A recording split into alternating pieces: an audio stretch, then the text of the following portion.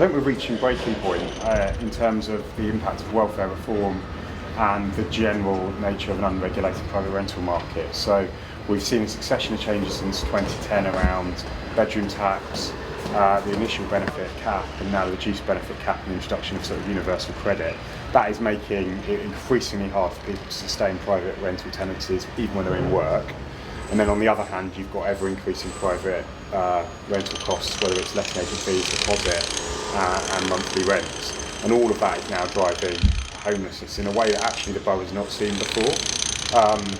Back in 2008, 9, 10, you had end of private rental tenancy very much there amongst sort of family breakdown, overcrowding as causes of homelessness. Now it is 10 times what it was back then. And that's a radical shift.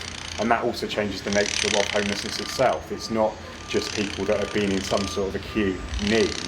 It is people that were latterly just in the private rental sector paying the rent, being able to afford to live in the borough, and now you're seeing those people entering temporary accommodation. 38% of people in temporary accommodation in Hackney are in work.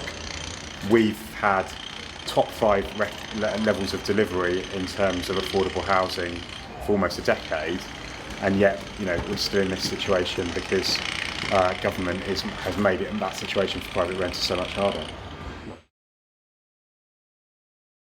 If people are coming maybe later this year and looking for housing support from us, the only option is going to be outside Hackney.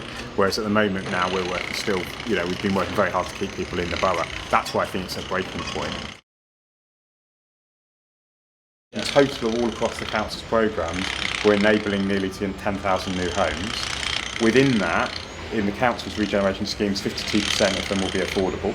So it's a big programme.